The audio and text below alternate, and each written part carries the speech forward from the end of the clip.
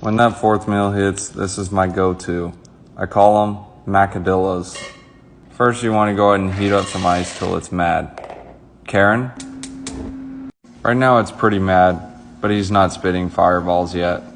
I'm gonna go ahead and add some of this stuff. This one didn't come with any toys. Just add some ice if it gets too hot. This is my 3-in-1 multi-tool. It's spoons, slices, and forks. I'm gonna add some salt, because that's what good chefs do.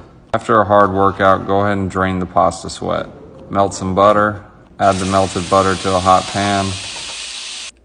Add some flour to the rocks. So the rocks doesn't burn, make sure you stir frequently.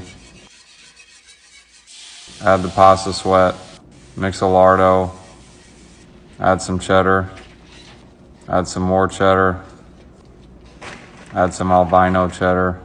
You should have something that looks like the Artery Clogger 2000.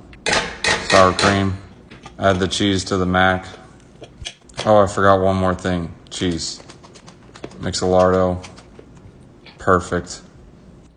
Tortilla, add your mac and seal it up. Whenever I'm having trouble sealing it, I just use my food gun. I give it 4 or 5 clicks, and it usually holds it together pretty well. It'll look something like this. Butterfly.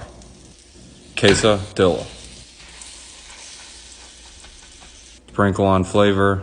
Next, I'm gonna go ahead and practice my flipping skills. Nice. Serve it with some mac. Taste test. I call it a Macadilla. If you use the food gun, just watch out for the metal pieces.